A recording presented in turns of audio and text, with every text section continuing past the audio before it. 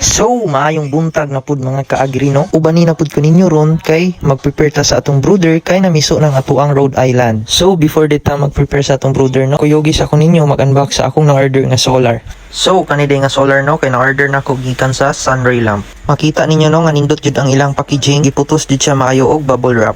So, upat din sila kabuok no. Bale, duha nga akong gi-order tapos naka buy one take one man, so upat sila kabuok. Then 100,000 watts na din ang akong na-order nga solar mga kaagri no. Pwede day kayo ni siya pang outdoor mga kaagri no, kay waterproof na pud ni siya. Pwede siya maulanan and then pwede pud siya mainitan.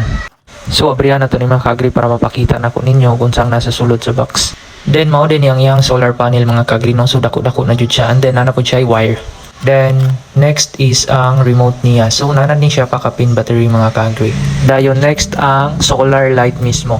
So, makita gid ninyo diha no kung unsa jud siya ka high quality gid mga kaagri no. So, kaning solar day no, gamit kayo ni especially kasi gig brownout karong panahona. Kung nakay ngunani day mga kaagri no, dako jud mo matipid sa kuryente. Ang nakanindot dayon nga solar mga kaagri no, kay dugay siya malubat and then dali pud siya mapuno. Then dili na pud ka maglisod og install ani mga kaagri no, kay nanan ni siya dala nga bolts and brackets. Then nana pud siya manual, makita ninyo diha ang mga functions sa remote and then how to install the brackets. So, mao to no, hapit na ko malimtan ang kaning lamp nga USB type. Free ra din siya mga kaagri no. Og maora to mga kaagri no, kung ganahan mo order ang link kay ako lang ibutang sa ubos. Ug moadto na ta sa atong brooder mga kaagri no para mag-prepare. So mao din yung akong brooder mga kaagri no, gamay ra gyud siya. So ang una na akong gibuhat diha no kay akong gisaksak ang suga. So ang gamit din akong suga ani mga kaagri no kay 50 watts nga incandescent bulb.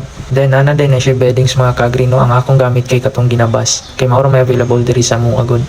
Then nakuha na pa din siyang ibutangan og temperature controller. Then natuwa na siyang i-set og 35 degrees Celsius. So ang purpose dahil nga nung akong ibutangan og temperature controller no, kay para dili maslabian og kainit ang atong brooder, para dili magluya or mamatay ang atuang mga Rhode Island chicks. So mao to no, humana na to og setup ang atuang brooder. Then karon tanaw na nato ang atuang mga Rhode Island chicks ato ang incubator. So mao din ni sila ang unang na-hatch mga kaagri no. Ug mao ra din akarong adlaw mga kaagri no. Ayaw din mo kalimot og follow, like and share sa atong video mga kaagri. Thank you.